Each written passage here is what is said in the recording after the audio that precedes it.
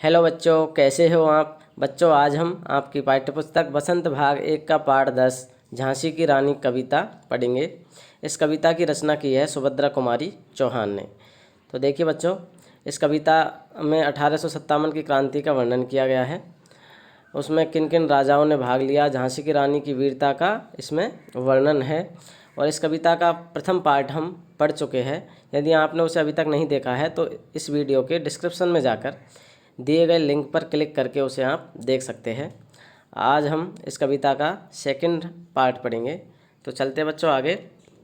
यदि आपने अभी तक हमारे चैनल को सब्सक्राइब नहीं किया तो सब्सक्राइब कर लें और वीडियो देखने के बाद लाइक और कमेंट ज़रूर करें।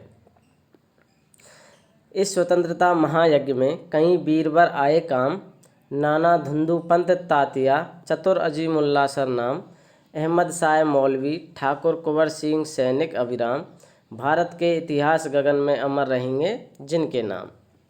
लेकिन आज जुर्म कहलाती उनकी जो कुर्बानी थी, बुंदे लहर बोलो के मुँह हमने सुनी कहानी थी, खूब लड़ी मर्दानी वह तो झांसी वाली रानी थी। इस स्वतंत्रता महायज्ञ में जो 1857 की क्रांति है, जो महायज्ञ है, इसमें अनेक वीर योद्धा काम आए, जैसे कि नाना धुंधु पंत, तात्या टोपे, चतर अजमुल्ला सरनाम, अहमद साय मौलवी, ठाकुर कुंवर सिंह तथा सैनिक अभिराम आदि ऐसे वीर और साहसी क्रांतिकारी थे जिन्होंने युद्ध में दुश्मनों से जमकर संघर्ष किया। ये सभी शहीद होकर भी लोगों के दिलों में बस गए। इनके नाम हमेशा अमर रहेंगे, इतिहास में इनके नाम हमेशा अमर रहेंगे। इनकी गाथा छोड़ चले हम झांसी के मैदानों में। इनकी गाथा छोड़ चले हम झांसी के मैदानों में, जहाँ खड़ी है लक्ष्मीबाई मर्द बनी मर्दानों में। लेफ्टिनेंट बौकर आ पहुँचा आगे बढ़ा जवानों में, रानी ने तलवार खींच ली हुआ द्वंद्व आसमानों में। जख्मी होकर बौकर भागा उसे अजब हैरानी थी, बुंदे लेहर बोलो के मुँह हमने सुनी कहानी थी, खूब लड़ी मर्दानी वह तो झांसी वाली रानी थी।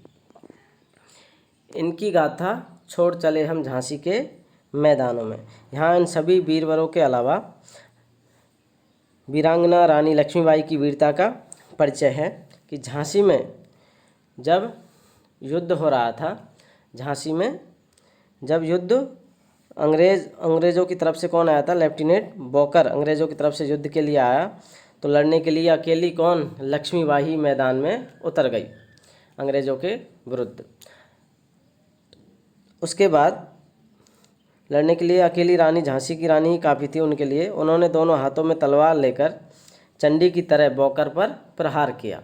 लेफ्टिनेंट बौकर वहाँ पर युद्ध करने के लिए आया था और वह जवानों की तरफ बढ़ रहा था, तो रानी लक्ष्मीबाई ने उनके खिलाफ कठोरता से युद्ध किया।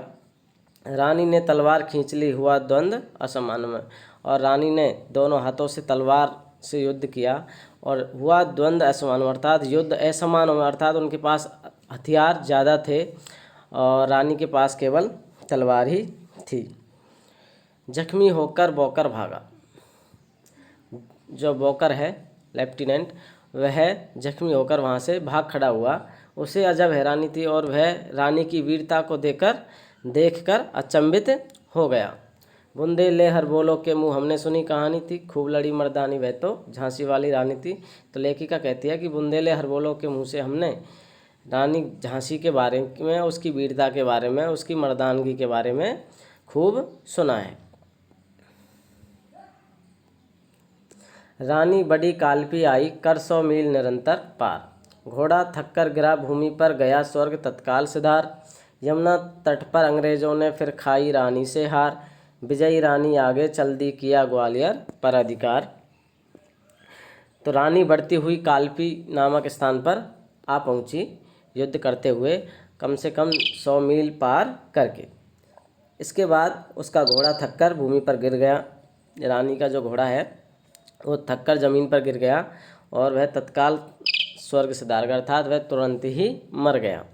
यमुना तट पर अंग्रेज़ों ने फिर खाई रानी से हार, और यमुना के तट पर रानी ने फिर से अंग्रेज़ों को युद्ध में हरा दिया।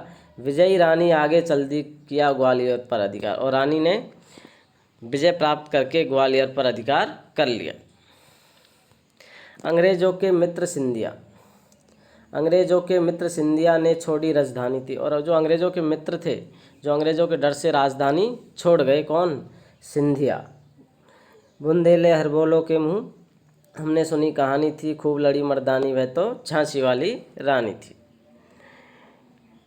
मिली विजय, विजय मिली पर अंग्रेजों की फिर सेना घिर आई थी। रानी ने विजय तो प्राप्त कर ली, लेकिन उसके बाद फिर अंग्रेजों की सेना ने उन्हें घेर लिया। अब के जनरल स्मिथ सम्मुख था। अब की बार पहले जनरल लेफ्टिनेंट वॉकर था, इस बार स्मिथ था सामने। उसने मुंह की खाई थी, अर्थात स्मिथ को भी रानी ने हरा दिया युद्ध में। कान्हा और मंदरा सखिया रानी के संग आई थी। और जो रानी की दो सखियाँ थी, कान्हा और मंदरा, इन दोनों सखियों ने भी, इन दोनों उसकी जो मित्र थी, इन दोनों ने रानी के साथ मिलकर खूब युद्ध में भाग लिया, अच्छे से अंग्रेज़ों के खिलाफ लड़ाई लड़ी। युद्ध क्षेत्र में उन दोनों ने भारी मार मचाई थी, अर्थात युद्ध के क्षेत्र में दोनों सखियों कान्हा और मंदरा ने अंग्रेज़ों के खिलाफ खूब मारकाट मचाई थी। पर पीछे हुरोज आ गया। लेकिन इसके बाद पीछे से कौन आ गया? हुरोज। हाय घिरी अब रानी थी, और रानी को उन्होंने अपने सैनिकों के साथ मिलकर चारों तरफ से घेर लिया। बुंदेलो हरबोलो के मुँह हमने सुनी कहानी थी, खूब लड़ी मर्दानी वह तो झांसी वाली रानी थी। तो भी रानी मार काट कर चलती बनी सैन्य के पार, किंतु सामने नाला आया था यह संकट विषम अपार। घोड़ा अड़ा नया घोड़ा था, इतने में आ गए सवार, रानी एक शत्रु भव तेरे होने लगे बार पर बार। घायल होकर गिरी सिंगनी उसे वीरगति पानी थी। बुंदेले हरबोलो के मुँह हमने सुनी कहानी थी, खूब लड़ी मर्दानी वह तो झांसी वाली रानी थी। तो भी रानी मार काट कर। इसके बाद रानी को किसने घेर लिया? हुरोज ने पीछे से। हुरोज ने अपनी सेना के साथ रानी को घेर लिया। इसके बाद भी रानी ने मार काट करते हुए आगे बढ़ती चली गई और सैन्य को, उसकी जो अंग्रेजी सेना थी, उसको पार कर लिया। किंतु सामने नाला आ गया, एक बड़ा सा नाला सामने आ गया, और यह बहुत विकट संकट था उनके सामने। लेकिन जो घोड़ा था उसका नया था, और वह नया घोड़ा अड़ गया, यानी वो नाले को पार नहीं कर सका। इतने में आ गए सवार, इतने में जो अंग्रेज़ों के सैनिक थे वो वहाँ पर आ गए। रानी एक शत्रु भव तेरे, रानी अकेली युद्ध में थी, और सामने अंग्रेज़ों की पूरी सेना और हुरोज उनका सामने था जनरल, और होने लगे बार पर बार। रानी ने वहीं पर उनके आमने सामने की लड़ाइयाँ अंग्रेज़ों के सैनिकों के साथ लड़ी।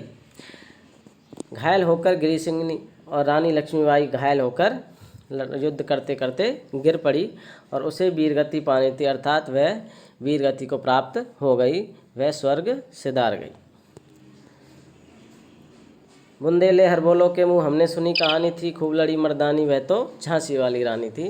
तो कवित्री कहती है कि बुंदेले हरबोलो के मुँह से हमने यही कहानी सुनी है कि झांसी की रानी कैसी थी? मर्दानी थी। रानी गई सिधार, रानी गई सिधार, चिता अब उसकी दिव्य सवारी थी। चिता अब उसकी दिव्य सवारी थी। मिला तेज से तेज, तेज की वह सच्ची अधिकारी थी। अभी उम्र कुल 13 की थी, मनुज नहीं अवतारी थी। हमको जीवित करने आई वन स्वतंत्रता नारी थी। दिखा गई पथ सिखा गई हमको जो सीख सिखानी थी। बुंदेले हरबोलो के मुँह हमने सुनी कहानी थी, खूब लड़ी मर्दानी वह तो झांसी वाली रानी थी। रानी गई सिधार, चिता अब उसकी दिव्य सवारी थी। यहाँ रानी की दिव्यता का वर्णन है कि रानी अब परलोक सिधार चुकी है, परंतु उसके चेहरे पर सूरज के जैसी चमक छाई हुई है। मिला तेज से तेज, यानी रानी के चेहरे पर भी तेज और सूर्य का भी तेज। तो मिला तेज से तेज, तेज की वह सच्ची अधिकारी थी। तो वह सूरज की जैसी चमक उसके चेहरे पर छाई हुई थी। और अभी उसकी उम्र केवल कितनी थी? 13 वर्ष की थी। और मनुज नहीं, यानी मनुष्य नहीं, वह नारी एक ईश्वर के अवतार के रूप में आई थी, देवी के अवतार के रूप में आई थी। हमको जीवित करने आई वन स्वतंत्रता नारी थी। वह एक अवतारी नारी की तरह आकर हम सभी देशवासियों को जीवन का सही मार्ग दिखा गई। क्रांति की चिंगारी का बीज सही मायनों में उन्होंने ही बोया था। किसने? रानी लक्ष्मीबाई ने देशवासियों के मन में। दिखा गई पथ सिखा गई, यानी सभी को एक रास्ता दिखा गई स्वतंत्रता के लिए, प्राप्त करने के लिए सबको एक रास्ता दिखा गई और सिखा गई कि किस तरीके से आज़ादी प्राप्त करनी है। बुंदेले हर बोलो के मुँह हमने सुनी कहानी थी, खूब लड़ी मर्दानी वह तो झांसी वाली रानी थी। जाओ रानी याद रखेंगे हम कृतज्ञ भारतवासी, यह तेरा बलिदान जगावेगा स्वतंत्रता अविनाशी, होवे चुप इतिहास लगे सच्चाई को चाहे फांसी, हो मदमाती विजय मिटा दे गोलों से चाहे झांसी, तेरा स्मारक तू ही होगी, तेरा स्मारक तू ही होगी, तू खुद अमिट निशानी थी, बुंदेले हर बोलो के मुँह हमने सुनी कहानी थी, खूब लड़ी मर्दानी वह तो झांसी वाली रानी थी। जाओ रानी याद रखेंगे, यहाँ जो कवियत्री है सुभद्रा कुमारी चौहान कहती है कि रानी का यह बलिदान सभी देशवासी हमेशा याद रखेंगे, सभी देशवासी हमेशा याद रखेंगे, चाहे दुश्मन अपनी वीरता का परचम लहरा रहा हो या फिर वो अपनी तोप के गोलों से चाहे झांसी को ही मिटा दे, लेकिन झांसी की रानी लक्ष्मीबाई हमेशा हमारे मन में बसी रहेगी। उनका कोई स्मारक ना बने, तेरा स्मारक तू ही होगी, अर्थात उनका कोई स्मारक ना बने लेकिन वो वीरता और साहस का एक ऐसा उदाहरण बनकर हमारे इतिहास में हमेशा हमेशा के लिए अमर रहेगी, अमिट निशानी यानी हमेशा अमर रहेगी। बुंदेले हर बोलो के मुँह हमने सुनी कहानी थी, खूब लड़ी मर्दानी वह तो झांसी वाली रानी थी। तो बच्चों आपने आज झांसी की रानी पार्ट 10 का सेकंड पार्ट देखा। आशा है, उम्मीद करता हूँ कि आप सभी को आज की कविता समझ में आ गई होगी। अब आप इस वीडियो को लाइक कीजिए, दोस्तों के साथ शेयर कीजिए, हमारे चैनल को सब्सक्राइब कीजिए। Thank you for watching.